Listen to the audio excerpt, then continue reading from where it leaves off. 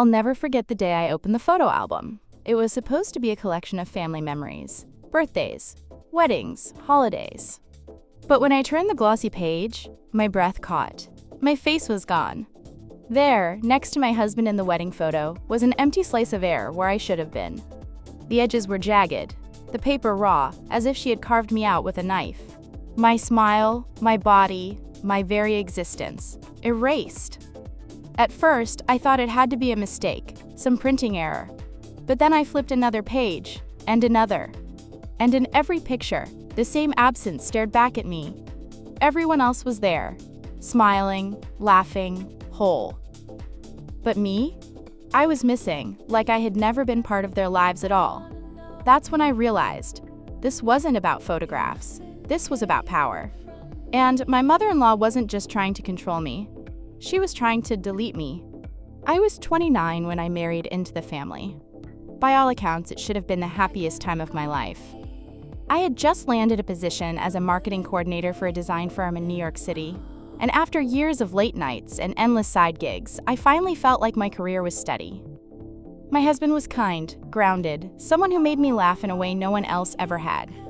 We found a small apartment in Brooklyn, cluttered with books and plants. The kind of space where love feels like it's growing between the walls. In those first months, I told myself I was lucky. Family dinners at his mother's house were long, loud, full of stories and food. The kind of scenes you'd expect in glossy commercials about family values. I tried to soak it in, the smell of roast chicken, the gleam of polished silverware, the hum of conversation bouncing between rooms. It felt rich, alive, intoxicating. But beneath that warmth, there were shadows I didn't want to name. NNSHE was always there, his mother, the center of gravity. Charismatic, immaculately dressed, always ready with a smile that looked soft but carried an edge. In the beginning, I thought she was simply protective. She'd say things like, "I just want what's best for my son," or "I know what works in this family." But every phrase came with a weight. A subtle reminder that I was the outsider. NNTHE first red flag was small. So small I brushed it aside. During one dinner, as I described a new campaign I was working on, she leaned back, tilted her head, and let out a laugh that sounded like glass breaking. "That's cute," she said, swirling her wine. The table chuckled with her, and I forced a smile, heat rushing up my neck. It was framed as a joke, but I felt the sting. Later, when I replayed it in my head, I could still hear the echo of the fork tapping against a plate as the laughter lingered. Other moments followed, strung together like beads on a necklace I didn't want to wear. She'd correct how I folded napkins. She'd question why I didn't visit more often, as if my career were a selfish distraction. "You're too sensitive," she said once when I tried to explain how her comments hurt. That phrase would come back again and again, like a refrain designed to make me doubt myself.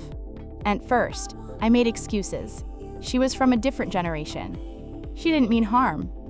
Maybe I really was overreacting. I told myself families took time, that belonging wasn't instant. I wanted so badly to belong in MBUT, the truth whispered itself in the silences. In the way she would lower her voice just enough so only a few people could hear, but loud enough that I couldn't miss it.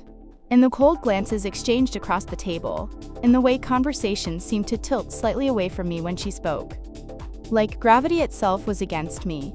I remember one evening vividly. We were at her townhouse in Manhattan, the dining room glowing with candlelight. I reached for the bread basket, and she shifted it just slightly out of my reach. It was so small, almost laughable. But in that flicker of a second, I felt the message. You will never sit at this table as an equal. Still, I pushed the feelings down. I told myself love meant patience. That maybe, if I proved myself, if I smiled enough, helped enough, stayed quiet enough, I would find my place. I believed belonging was something I had to earn. What I didn't realize then was that her game had already begun. The photo album wasn't the beginning. It was the culmination. By the time I found those jagged cutouts, the ground beneath me had already been chipped away piece by piece. What started as cute jabs and subtle exclusions became a steady drip of something darker, something designed not just to sting, but to erase. It was never loud. That's what made it so effective. She never shouted, never made scenes. Instead, she planted little seeds of doubt, watered with carefully timed silences. At dinner, she'd compliment everyone at the table but skip me, her gaze sliding past me like I was transparent. On birthdays, she gave me gifts that weren't gifts at all. Self-help books about being a better wife. Cookbooks with notes in the margins about what her son liked best. Every page carried the same unspoken message. You are not enough. NNTHE red flags piled up, but I kept folding them neatly, tucking them away where no one else would see. I didn't want to be the difficult one, the oversensitive bride who couldn't handle family banter. So I smiled tighter, laughed louder, and tried to play along. But the more I bent, the more she pressed. One night, after everyone had gone home, I sat alone at the dining table, staring at the half-empty wine glasses. I could still hear her voice in my head. It's just a joke. Don't take everything so personally. The words clung like smoke, choking me. I traced the condensation on my glass, the cold ring left behind, and wondered if maybe she was right. Maybe I was too sensitive. NNBUT, then there were the photos. At first, I thought I was imagining it. A missing frame on the wall. A group shot where I was conveniently cropped out. But then, during a holiday gathering, she pulled out an album for everyone to see. The pages turned, laughter filled the air, and when my eyes landed on a picture from our engagement party, my body went rigid. My image had been cut out, the edges rough, the background behind me smudged like a wound. People passed the album around, but no one commented. They saw it, but they said nothing. That silence was worse than the scissors. From then on, I noticed it everywhere. In her kitchen, photos of family vacations lined the fridge. My husband's childhood, birthdays, weddings, graduations. My wedding photo was there too, except my face was hidden behind a tacky magnet shaped like a sunflower. I tried to laugh it off, but the sound cracked in my throat. NNTHE isolation didn't stop at pictures. She had a way of twisting gatherings, so I was always on the outside. If I spoke, she interrupted. If I disagreed, she sighed dramatically, as if I'd ruined the mood. If I stayed quiet, she pointed it out. Why so silent, she'd say, though her tone made it clear it wasn't curiosity. It was accusation. NNTHE worst was the whispers. She never had to shout. Instead, she leaned toward a cousin or her sister, her lips barely moving. But her words were just loud enough to float across the table, carried by the clatter of cutlery. She'll never understand this family, or she's not really one of us. Each sentence hit harder than a scream, because it was coded in performance, meant to be overheard. And every time, the room fell into that terrible silence. The silence where no one defended me, where forks slowed against plates, where I was left to stew in humiliation. That silence became a character of its own, haunting me. I tried to talk to my husband about it. He loved me, I know he did, but he was caught in the middle. That's just how she is, he'd say, running a hand through his hair. She doesn't mean it. But meaning didn't matter. The damage was real. NNTHE more I tried to fight it, the more invisible I became. Friends stopped asking about family dinners. I stopped sharing the little humiliations because I could see the exhaustion in their eyes. It felt easier to carry it alone. NNBUT alone is exactly where she wanted me. And by the time I realized that, the damage was already deep. It happened at one of her famous Sunday dinners. By then, I had learned to brace myself before stepping into her townhouse. The polished wood floors, the smell of garlic and wine, the way every piece of furniture seemed to whisper, this is her kingdom. I wore a dress she had once complimented, brought a bottle of her favorite Cabernet, even baked dessert from one of her own recipes. I told myself that maybe, just maybe, this time would be different. NNTHE dining room glowed with candlelight, long shadows stretching across the linen tablecloth. Crystal glasses caught the light like prisms, reflecting a kind of elegance that was almost suffocating. I sat at the far end of the table, smiling, nodding, trying to keep the rhythm of small talk. My fork scraped softly against porcelain, each sound sharper in my ears than it should have been. NNTHE evening moved the way it always did, her laughter louder than anyone else's. Her stories circling back to her glory days, her subtle corrections whenever I spoke. I felt my chest tightening, but I pushed it down, just like I always had. Then it happened. NNSHE leaned toward her sister, eyes flicking in my direction. Her voice dropped, but not enough. The room quieted just enough for her words to land exactly where she wanted them. She'll never really belong here. It was a whisper wrapped in venom, a dagger she didn't even bother to hide. And it worked. The entire table froze, forks pausing mid-air, glasses hovering just short of lips. The silence that followed wasn't just absence of sound. It was agreement. Complicity.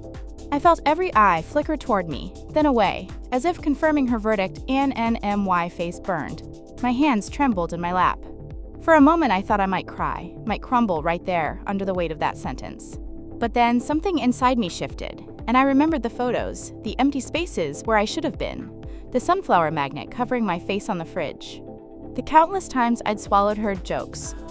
I thought about the nights alone, replaying her words in my head like a punishment. And suddenly I couldn't do it anymore. I set down my fork with a deliberate clink. The sound cracked the silence like glass shattering. My hands were steady now, my voice calm in a way that startled even me.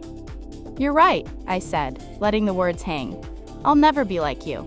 And that's my freedom." Air shifted. I could feel it, like the room itself inhaled sharply. Her face flickered, just for a second. Surprise? Confusion? A flash of something raw. She hadn't expected me to speak, let alone to stand my ground. I looked around the table. Some eyes dropped, some stayed on me, wide and unblinking. My husband's hand twitched beside his plate, caught between reaching for me and staying still. But no one said a word. And in that silence, for the first time, I wasn't the one shrinking. Candles flickered. The clatter of a dropped spoon echoed louder than it should have. Time seemed to stretch. The entire dinner suspended in that fragile moment where power shifted.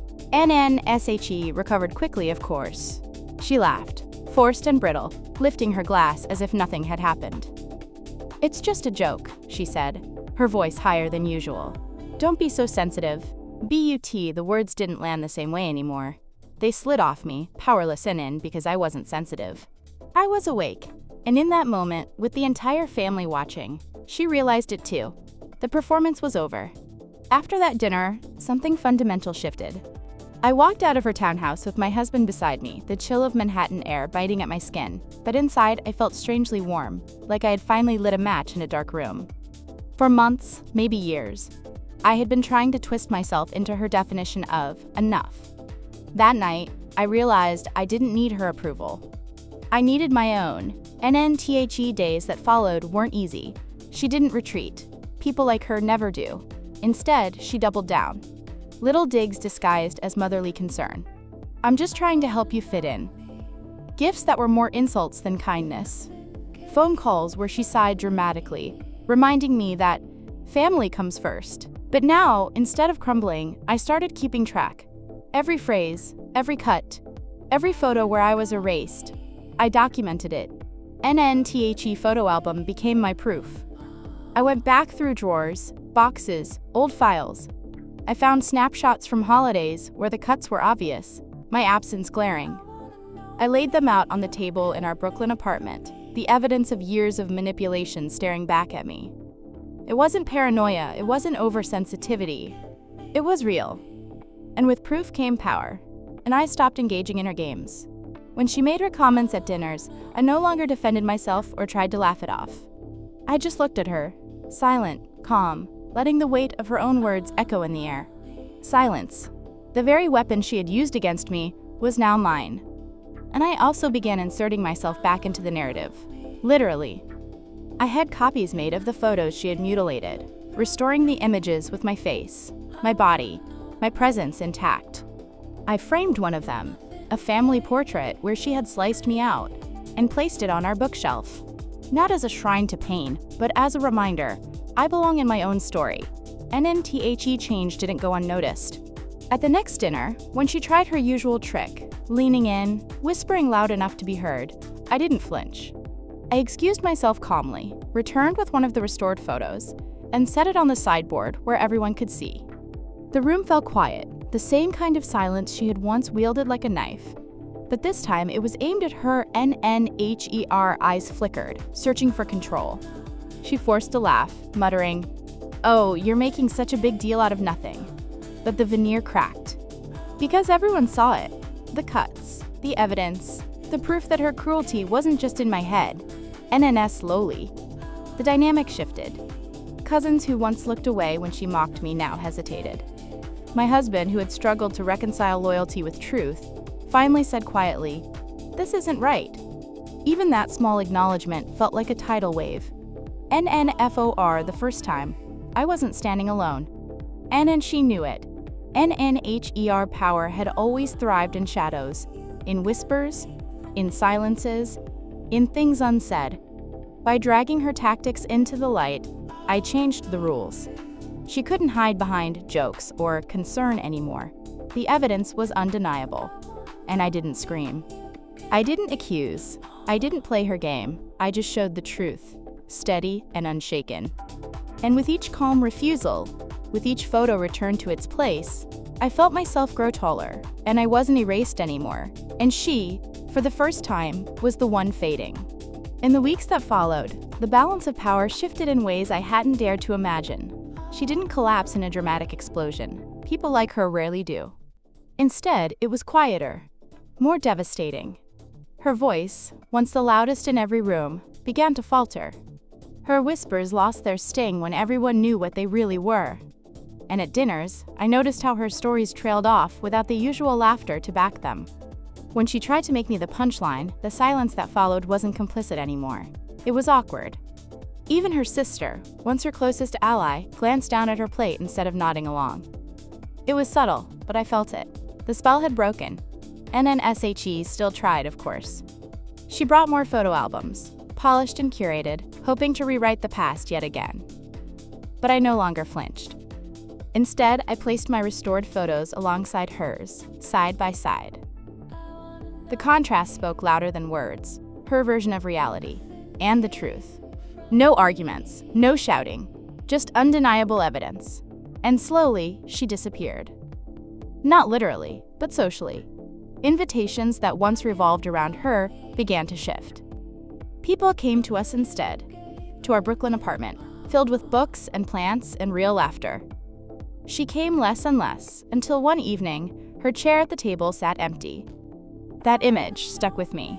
A polished wooden chair, perfectly set but unused, an absence she had carved for herself. NNMY husband, too, changed. For so long, he had been torn, paralyzed between loyalty and love. But when he saw the photos, when he heard her words in the silence of the dinner table, he couldn't deny it anymore. One night he looked at me and said, simply, "I'm sorry." That was enough. It wasn't about choosing sides. It was about finally seeing me. Nays for me, I felt lighter. Not triumphant in a cruel way. Not vengeful. Just free. I no longer twisted myself into her mold.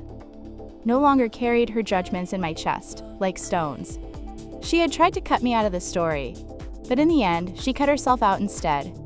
NNTHE deepest betrayal isn't someone erasing you from a picture. It's convincing you that you don't belong in it. For too long, I believed that lie. But now, I know better, and I do belong. And maybe that's the greatest justice. Not revenge, not her downfall, but the quiet certainty that I can sit at any table, frame any photo, live any life, and I don't need her permission. Would you have forgiven her? Or would you, like me, choose freedom?